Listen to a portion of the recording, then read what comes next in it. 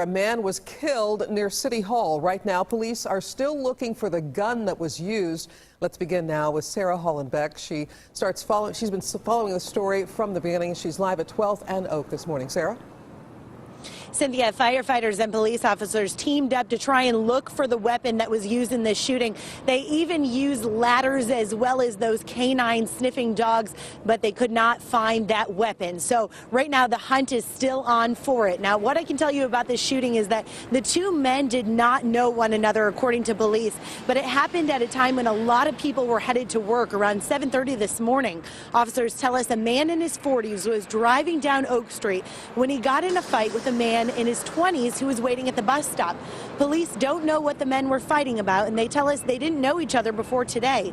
Police say in the heat of the argument, the younger man pulled out a gun and started shooting. Police officers immediately chased that gunman down the street, and they caught up to him within minutes, cuffed him, and brought him into police headquarters right around the corner from here. We had some officers who are in the area. I'm not sure they're here because of police headquarters. They just work in the area. Heard it, saw some of it, and were able to quickly render aid to the victim as well as catch the suspect.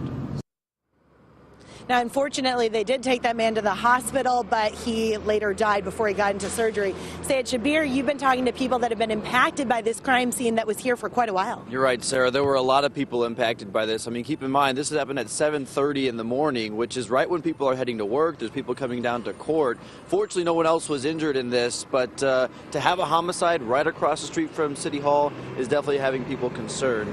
Police blocked off around 2 blocks around City Hall to the north and to the east side of the building. But that caused quite a bit of a traffic backup for a lot of people who were coming down here. In fact, some of the folks I spoke to said that they were trying to get to court but ended up having to drive around for about 15 or 20 minutes and ended up missing their court. But really, the biggest issue for most of the people here is having someone killed right where so many people come every day. If somebody would do it right here, down here, and right by the police station, they won't hesitate to do it somewhere else.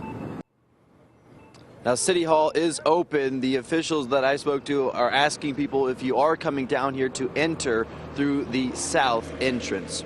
Reporting live here in downtown Kansas City, KSHB 41 Action News.